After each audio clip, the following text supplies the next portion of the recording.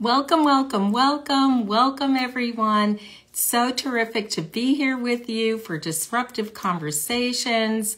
We are just going to have the most amazing day today and so excited for you to be here and to learn more about disruption, the importance of disruption, and really what this is all about and how it serves you. And so disruption, when we hear about disruption, we think, oh my gosh, like disruption, that's not a good thing. However, disruption really does have its place and we're learning more about it every time. So happy that you're here and we're just waiting for people to join. This is the beginnings of it. And we've had people join from Africa, from different countries, and it's really been great. So I'm looking forward to seeing who's going to be on today. And hey, Laura. Hi, great to see you. Laura's come in from New York. Carly's joined from California. That's just wonderful. And today is going to be dynamic. We learn more each time we're together on the Instagram. And it's such a great time for us to be together and really create community in the time that we're together here. Hey, Ellen, so happy to see you here and hope you're feeling better. And wherever we are in our Instagram together, we are building community. And whether it's a community for just that time or a recurring community or as people come in and out, this is the moments that we're in together of support, of communication, and there's so much for us to learn. And I see that I've got a little shadow here, so I'm going to get this out of the way. That's a not okay thing. And the Instagram is an ever-evolving process. Thank you. And yes, we're very excited to be here and to celebrate Jan's success that we're going to be, talking about her latest success. And we get to celebrate together. We get to celebrate one another. Lisa, Patricia, thanks so much for joining. Where are you coming in from? If you want to let us know that, welcome. Viv, hi. Well, happy to see you joining us from Florida. And we're just waiting for Jan to pop up. Haven't seen her yet. She is our star guest for today. And so we need to give Jan a chance to conquer the next horizon. To conquer is to conquer the Instagram Live. It's always a little bit of a process, first time to get on and make that happen. And each time I do it, it's another iteration. There's something else that I learn. And I think that it's so important that we take on something new with the understanding that we don't know where it's going to get glitchy, but things get glitchy. Things don't work as we're hoping that they would. And when we have our mitt ready over here, really sometimes what we need to do is have it ready over there because that's what life throws us. And today with Jan, and I'll be able to tell you a little bit more of our background story and the importance of relationship and connection. I see Jan has joined. And we're waiting. Jan has come on, but we're waiting for her to be able to get on, and we'll have a buffer for just a moment when that happens.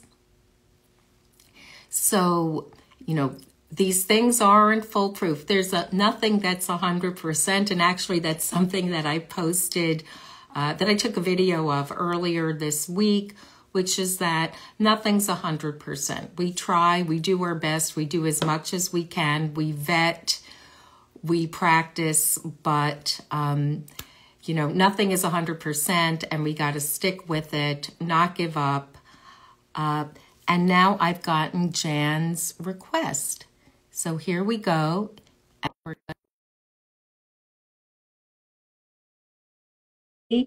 And Jan has joined. I think that she's got a moment. And here she is. We're just going to give it another moment, and we are going to be taking off. So hang in there for a second while I introduce everyone, and welcome to Disruptive Conversations, in which we deep dive with thought leaders, entrepreneurs, and this always throws me up a little bit. I'm so happy to see you. So I'm going to redo this. I'm just so happy to see you on screen. Okay. So welcome to Disruptive Conversations with entrepreneurs, thought leaders, influencers, in which we deep dive into the experiences these women have had and needed to navigate and conquer in order to create their personal and professional success. I'm Dr. Risa Riger, clinical psychologist, and I'm an expert in change. I help people make positive change at any point in their lives. You can't have change without disruption. Can't have positive change without disruption. And so you need to disrupt thought, feeling, behavior, habits in order to create your 10.0 life. And that's what these series of conversations are all about. And so as we have Manuel joining us, and She Leads Media joining us, welcome. I'm going to introduce my dear friend, it makes me tear up, my dear friend and colleague, Jan. I have to read this. When you have really, accomplished women, you can't remember it. Trust me on that. So Jan Mercer-Doms is an accomplished corporate marketing strategist, serial entrepreneur, and C-suite executive. I'm not done yet.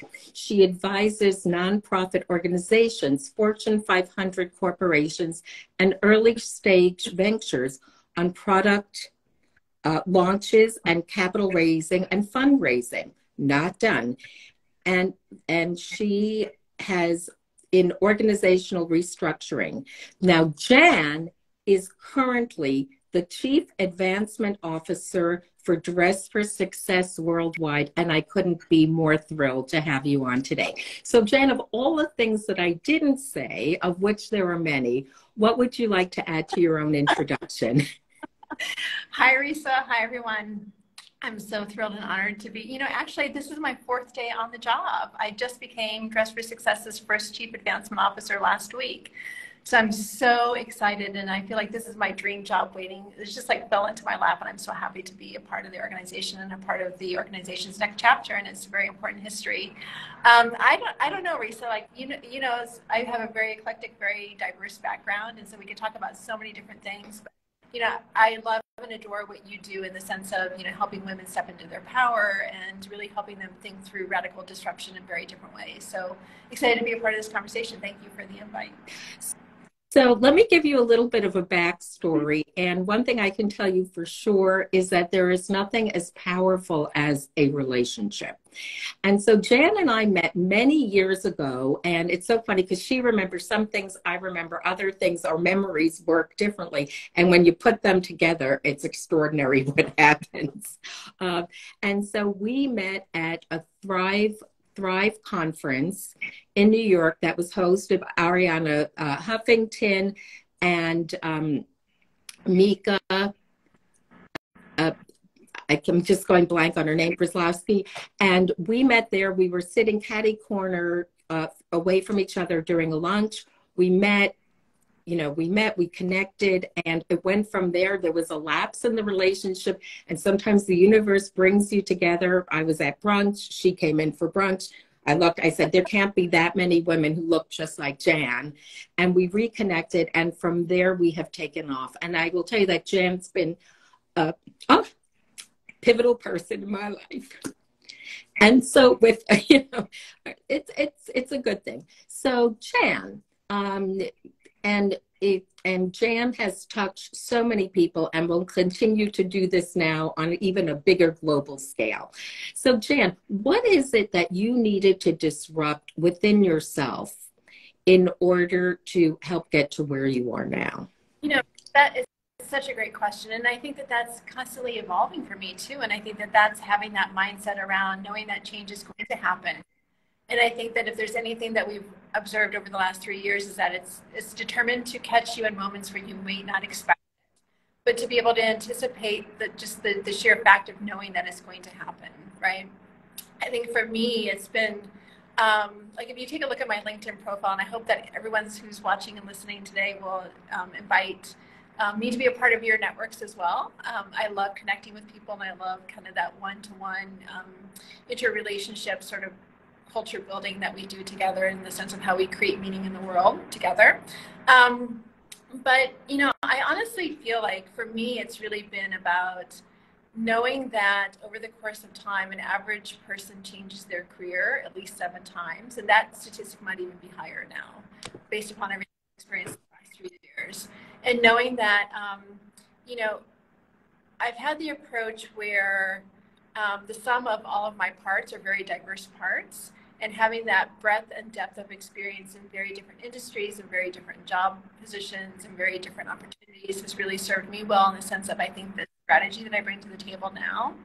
I think that, you know, in terms of how we think about disruption, it's both inward in the sense of learning how to pay attention to how things make me feel. And that's something that I've had to learn over time, right? And I don't know if this resonates with anyone who's watching today, but, you know, we hunker down and we become so self-directive in our careers that we often forget about stepping back and really taking the bird's eye view to help ourselves understand there are things we may become really good at, but those are also things we may not particularly enjoy, right? And so constantly asking yourself, like, how is this situation? How is this person? How is this job? How is this event making me feel? And paying more attention to those inner cues to understand those moments that I feel like it's time for a pivot, or it's time to evolve, or it's time to grow. Number one. I also, number two, believe in continuous education and continuous learning. So I just wrapped up a couple of courses around helping me to better understand what it means to be a corporate board of directors member for a Fortune 500 company. And so for me, the continuous pushing yourself to outside of your boundaries, outside of your own self-imposed limitations has been really important as well. So if I'm going to pull from that one is, and that's so important, is that disruption doesn't happen once. That disruption is part of evolution and part of evolving as a human being. And so when you're able to embrace that, and even though we're scared, right? We're scared, but being able to embrace that is so important. And the other thing that I want to pull out, which is such an important part of disruptive self-ownership, and a lot of what I write about and talk about, and just as you said that you love people to connect with you, if you have the opportunity, join, follow me. I drop really important information all the time, and I really wouldn't want you to miss it. So please do that, and follow Jan because she's fabulous. Is that we need to be able to listen to how we communicate within ourselves without words. And that when you can start to hone, we learn how to be an active listener when we're in meetings, when we're in lectures, when we're on one-to-ones, that we learn how to be an active listener in relationship. But we also need to be an active listener and a sensitive listener within ourselves, to really listen to what gets communicated within us that doesn't happen in a verbal way. And thanks so much for highlighting that, Jan. Absolutely, Risa. I couldn't agree more. I think that there's a moment in time where it's scheduling time with yourself to take yourself out on a personal date, right? But it's a really great idea and a really great to be able to give yourself some grace and space to get out of the frazzledness that is your day-to-day world. You touched on something else that I think is really important now in the sense of, I feel like in our hyper sped up world of all things related to the digital devices that control our lives, which is becoming even more increasingly prominent because of COVID, we're not often listening because we're often multitasking at the same time that we're on a Zoom call, at the same time that we're having a one-on-one, FaceTime chat, or, trying to engage with our children or our family members. And there's something that I think that we've lost about the art of listening. And I feel like sometimes we feel like we're not getting the answers that we need from others, but it's often sometimes that we're not actually listening to what they're saying to us, but even more important, what they're not saying to us. And I think that in the sense of how women in particular evolve and shape and form our careers for what comes next, 2023 and beyond, that emotional intelligence that we all possess within ourselves, but I think sometimes we forget about how effective and how strong our intellect in that space actually is, to be able to think consciously and tap into that in a different, nuanced way. And that, number one, stems with spending that time with yourself to really pay attention to what are the inner cues that you're receiving that you may be pushing off, that you may be trying to explain away. And that works as it pertains to our personal relationships, but, particularly our professional relationships as well. Absolutely. And a component of disruptive self-ownership is learning how to trust yourself. And if you're not listening to yourself, you're not hearing yourself, if you're ignoring parts of yourself, that it becomes that much harder to trust the decisions that you're making and really see what's going on around you. In addition to that, just going back to this idea of multitasking, because the multitasking multitasking is a gender-based expectation.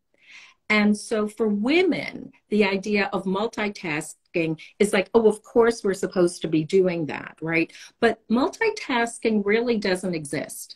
Multitasking is an illusion. Multitasking is continuous splintered attention. And that when we're doing that, we're really not focusing. And so part of us are this way, part of us are another way, part of us is another way. And very much to your point, that you can feel like, like you're multitasking, but you haven't had a meal. You've multitasked, but you haven't really heard, and you've missed it because you have. That's so true. And, there are a couple of other elements about this as well, in the sense of, women, we like to be fixers. Right. The fixers, the feelers, the finders, and the freelancers, the big four. And often I think that we're caught and find ourselves in situations where we're great problem identifiers, right? We can identify what the problem is and we want to fix it. And there's that gap in between of identifying the problem and fixing it, where you need to sit with it and marinate with it a little bit, right? Because we know that ultimately, sometimes we have to come up with short-term, immediate, in the moment, top-of-mind solutions that may take us to our next appointment, or help us find our next client, or help us find our next job, or help us fix a relationship. But we're not really taking a step back and asking ourselves, like, so what is the benefit of me actually fixing this? Like, what is the ROI? Bringing me more whatever fill in the blank is, in the sense of how is this going to really improve the quality of life? And I'm hoping that if we learn nothing from the last 3+ years now, that, time is really very precious. And I think that there are opportunities that many of us talk about where we've streamlined something from our lives, right? We've cleaned out our closets. We've learned how to bake bread. We've never mastered that, by the way, at all. I'm just going to hop in there and say, well, we've learned how to do a live stream,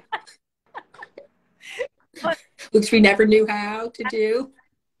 Pivoting very quickly, there's actually a lot of construction happening outside of my office. So I'm like literally sitting here with you, Risa, with a phone in hand, right, talking right now, which is amazing because, we have the technologically advanced platforms to be able to do that now. But there is something I think very special about, like, how we're evaluating what comes next, right? When we were in the last 3 years, we talked about spending time with ourselves. We talked about gardening. We talked about baking bread.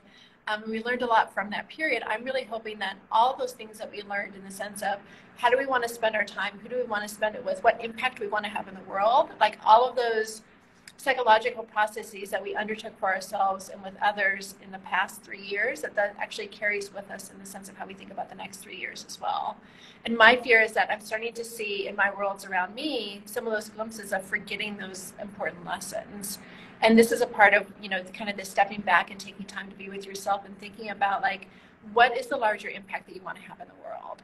And, going back to your original question around self-disruption, to be able to ask yourself 1 or 2 really guiding questions that really help to define who you are as a person, what you believe in, what is your legacy, what you want to achieve, and then basing those decisions that come your way in the sense of grappling with something you need to solve through the lens of, is this going to help me achieve X, Y, and Z according to what I really want to leave as my legacy? And thinking about that in the sense of, so what is the bigger picture? What does this really mean? What is it, material? Is it immaterial? And then, starting to really define and place more parameters around how you think about making decisions and how you spend your time, right? Because a lot of what we're talking about too, Risa, is self-management of time as well, right? And are we spending our time in ways that are really bringing us happiness and joy and fulfillment? Because that ultimately affects how we show up for others as well.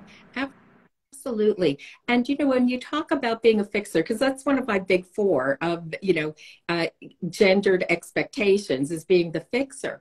And it's so crystal clear that when it comes to, jumping in to be a fixer, to be a helper for someone else, we'll go barefoot, we'll go barefoot in our pajamas, running across, the street, running across Fifth Avenue to do that. And yet when it comes to ourselves, right? So the question, part of it is, we're so easy to, oftentimes we get more selective, but we're easy to be a fixer and a helper for others. And so how do we put that punctuation mark in and say, just as we want to have compassion for ourselves, that we also need to bring our incredible skills of solving, of fixing, of freelancing, of finding, and how we bring that to ourselves and give ourselves, we extend grace, but how we give grace to ourselves to do what we know to do so well, and bring some of that for us as well, and it's not about selfishness. So go with that, Jan. How many hours do we have, Risa? Never enough, Jen, but we'll work with what we got. Interesting. One of the things, just based upon, me listening to what you're saying right now, that comes to mind is the sense of entrepreneurship too, right? And no matter if we own our own businesses or if we're innovating right now, or we're taking time now to figure out what comes next, or we work within the corporate setting, like we're always innovating in terms of how we move forward in terms of our thought and how we move forward in terms of what we want to achieve, right? And so I would encourage everyone to really think through, even if we're not quote unquote entrepreneurs for the sake of what the term means from a traditional definition perspective, but to really think through, like, how do I embrace an entrepreneurial mindset? And I think, going back again, Risa, to your original question about radical self-transformation, it's around thinking through, how do I stay top of mind in other people's lives? How do I build my network? How do I build my community? How do I build my ecosystem? But then number two, how do I always make sure that I know what else is happening from an innovation perspective out there in my space? And even ways that aren't necessarily directly related to the work that you do each and every day, but how do you stay fresh and relevant and current? And that can be done through a multitude of different ways, including like having your tribe, having your network, but then also, continuously placing yourself in learning environments, getting certifications, et cetera, et cetera. And of course, doing all of those things that bring you joy. But really, the world is changing. Like when we think about 2018 versus where we are today, the world has changed a lot. Like Risa, you and I would not be having this conversation that we're having right now in 2018 because both of us figure out like how to log into Instagram. and crossing fingers that it'll work. So we all know that technology is here to stay in a very impactful way, but how can we leverage our own inner strengths to be able to tap into feeling more innovative in the work that we do each and every day? And for me, that really means staying on top of what's happening in my industry, staying on top of what's happening in my, in my ecosystem and my networks, but really what's happening in the world too, because we know that, look, like we do a lot of work at Dress for Success with corporate partners. And for us, it's really been in the last 4 months, like staying top of mind in the sense of knowing what our corporate partners need, want, and desire as it pertains to everything from employee engagement, as it pertains to cause marketing, as it pertains to all the issues that impact the women that we serve on a daily basis, because those issues have changed dramatically over the last 3 years as well. But always, I guess, putting yourself in that mindset of being really curious about the world around, asking a lot of questions. My perspective is there's no such thing as a stupid question if you ask it in a way that really shows genuine interest and warmth and sincerity. Absolutely. Absolutely. And you've been, I'm not even going to ask you what your next disruption is because you've just like walked into your next. And, it's just so important to let yourself be connected. And even if you don't have connections right now, because listen, this is why we're here. We're here right now and have had this extraordinary history together and experiences and our lives have mingled in ways that we couldn't have possibly imagined way back when at City Center. And so wherever you are, know that there's power in connection. When there's just tremendous power in connection. And what came to me, and I want to share, and I know that Neza came on also, is that I thought about this question, which was, how do you move a mountain, right? How do you move a mountain? And I came up with the answer.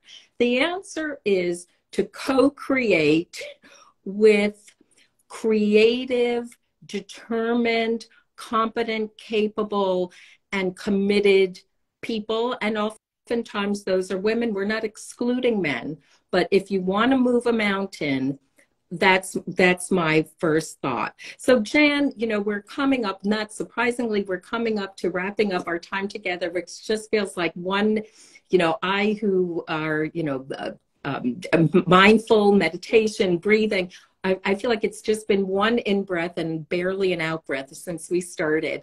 So you're wonderful. And so how can people continue to find you, follow you? Absolutely. Thank you, Risa, for that. I just want to add that in addition, I love the moving the mountain metaphor. I'm going to add something to that. Move it one stone at a time. And I feel like that right now is key in the sense of continuously moving forward, not feeling like you need to have perfection in the sense of what is your strategic plan for moving that mountain, but really how do you dissect it to be able to move one pebble or one rock at a time? Always forward, always trying, always throwing things against the wall to see what's sticky, but doing it in a very smart, thoughtful, emotionally present way. I'll say that's number one. Number two, I encourage everyone who's listening, watching today to reach out to me on LinkedIn. It's Jan Mercer Doms. I'm the only Jan Mercer Doms on LinkedIn. Trust me, she is. Honestly, probably the best way. We're selling in at Dress for Success Worldwide. It's been a tremendous experience already. I've had the last couple of years of working with the organization on their greatest fundraising campaign of the year, Your Hour, Her Power. We have a lot of really exciting things to come, and we would love to talk with you about how we could partner together with all of that as well. There's really some really great projects coming down the pipe. For corporate partners, for individuals, for teams, for other organizations and associations, we're always looking for really creative ways to collaborate together. We'll continue that part of the conversation. So I can't thank Jan enough, like hot off the press of her new position. Amazing. And so here we are. Please, if you haven't, follow me on Instagram. Tell your friends. Women need to know this. Women need to get this information. You never know when you're going to help change somebody's life. It can happen in an instant. And see you next week, and know that positive change can happen at any point in time.